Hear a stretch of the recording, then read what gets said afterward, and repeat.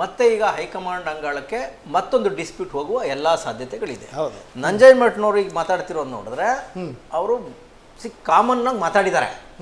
ಈ ಸೊಸೈಟಿಲಿ ಏನು ನಡೀತಾ ಇದೆಯೋ, ಏನು ಡಿಸ್ಕಷನ್ ನಡೀತಾ ಇದೆಯೋ ಅದನ್ನು ಮಾತಾಡಿದ್ದಾರೆ. ಬಟ್ ಆಡಿಯೋ ಲೀಕ್ ಆಗುತ್ತೆ ಅನ್ನುವ ಕನಿಷ್ಠ ಏನು ಅವ್ರಿಗೆ ಸಂಶಯ ಕೂಡ ಇರಲಿಕ್ಕಿಲ್ಲ. ಆ ಟೈಮಲ್ಲಿ ಮಾತಾಡಿದಾಗ ಅವ್ರಿಗೆ ಗೊತ್ತಾಗಿದ್ರೆ ಬಹುಶಃ ಇದನ್ನು ಮಾತಾಡ್ತಿರ್ಲಿಲ್ಲ.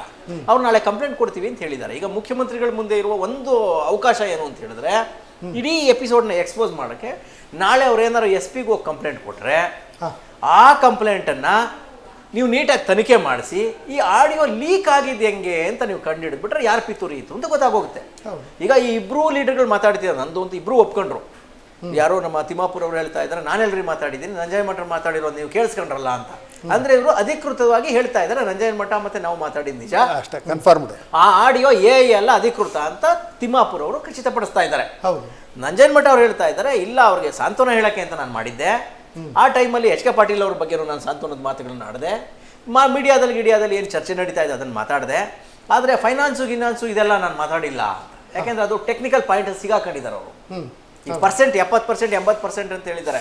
70% 80% ಅಂದ್ರೆ 70 ಕೋಟಿ 80 ಕೋಟಿನಾ, ಅಥವಾ ಇರೋ 20 ಜನ ಮಿನಿಸ್ಟರ್ಗಳಲ್ಲಿ 70% ದುಡ್ಡು ಹೋಗಿದ್ದಾರೆ ಅಂತ ಹೇಳಿದ್ದಾರೆ. ಹಂಗೆ ಅರ್ಥ ಅದು, ಹಂಗೆ ಅಲ್ಲೇ ಅರ್ಥ ಬರೋಂಗೆ 80% ಜನ ಮಿನಿಸ್ಟರ್ಸು ಅದೇ ತರ ಆಗಿದ್ದಾರೆ ಅಂತ ಹೇಳ್ತಾ ಇದ್ದಾರೆ. ಹಾಗಾಗಿ ಮುಖ್ಯಮಂತ್ರಿಗಳಿಗೆ ಒಂದು ತುಂಬಾ ಒಳ್ಳೆ ಅವಕಾಶ ಇದೆ. ಇದನ್ನ ಸಮರ್ಥವಾಗಿ ತುಂಬಾ ಕರೆಕ್ಟಾಗಿ ತನಿಖೆ ಮಾಡಿಸ್ಬಿಟ್ರೆ ಈ ಆಡಿಯೋ ಲೀಕ್ ಆಗಿದ್ದು ಹೇಗೆ, ಎಲ್ಲಿಂದ ಹೋಯ್ತು, ಯಾರ ಮೊಬೈಲಿಂದ ಹೋಯ್ತು, ಇವರಿಬ್ಬರು ಮೊಬೈಲಲ್ಲೇ ಹೋಗ್ಬೇಕಲ್ಲ, ಅಥವಾ ಗೌರ್ಮೆಂಟ್ ಟ್ಯಾಪ್ ಮಾಡಿಸಿರ್ಬೋದಾ? ಅದಂತೂ ಸಾಧ್ಯತೆಗಳು ಕಡಿಮೆ. ಯಾಕಂದ್ರೆ ಇವ್ರದೇ ಮರ್ಯಾದೆ ಕಳ್ಕೊಳ್ಳಕ್ಕೆ. ಅಥವಾ ಸುರ್ಜೇವಾಲಾ ಮೇಲೆ ಇವರೆಲ್ಲ ಸೇರಿ ಏನಾರ ಪಿತೂರಿ ಮಾಡಿದ್ರ? ವೇಣುಗೋಪಾಲ್ ವರ್ಸಸ್ ಸುರ್ಜೇವಾಲಾ ನಡೀತಾ ಇದೆಯಂತೆ ಅಲ್ಲಿ. ಅಥವಾ ರಾಹುಲ್ ಗಾಂಧಿ ಡ್ಯಾಮೇಜ್ ಮಾಡಬೇಕು ಅಂತ ಹೊರಟ್ರ? ಅಥವಾ ಈ ಎಪಿಸೋಡ್ ಹಿಂದೆ ಯಾರು ನೆಕ್ಸ್ಟ್ ಬಿಜೆಪಿಗೆ ಹೋಗೋರು ಯಾರ ಇದ್ದಾರಾ? ಬಿಜೆಪಿಗೆ ಒಂದು ಆಫರ್ ನೋಡಿ, ಇಂಥ ಒಂದು ಬ್ಲಾಸ್ಟಿಂಗ್ ನ್ಯೂಸ್ ನಿಮಗೆ ಕೊಡ್ತೀವಿ, ನೆಕ್ಸ್ಟ್ ನಾವು ಬರ್ತೀವಿ ಅಂತ ಏನಾರ ಆಫರ್ ಕೊಟ್ಟಿದ್ದಾರಾ? ಏನಿದೆ ಅಂತ ಇದು ಸಮಗ್ರವಾಗಿ ತನಿಖೆ ನಡೀಬೇಕು. ಪರೋಕ್ಷವಾಗಿ ಅಲ್ಲ, ಇದರ ಹಿಂದೆ HK ಪಾಟೀಲ್ರದ್ದು ಒಂದು ಮತ್ತೆ ಪಾತ್ರನೂ ಇದೆಯಾ ಅಂತಕ್ಕಂಥದ್ದು ಚರ್ಚೆ ಆಗಬೇಕು. HK ಪಾಟೀಲ್ ಅವರು ಯಾಕೆಂದ್ರೆ ಸಂತ್ರಸ್ತರು ಅವರು ಕೂಡ ಸಂತ್ರಸ್ತರು ಕರೆಕ್ಟ್ ಆಗಿ ನೀವು ಹೇಳಿದ್ರಲ್ಲ. HK ಪಾಟೀಲ್ ಅವರ ಪರಮ ಶಿಷ್ಯರು ಇವರು. ಹಾಗಾಗಿ ನೋಡ್ಬೇಕು, ಅದೊಂದು ವರ್ಷನ್ ಕೂಡ ಇದೆ.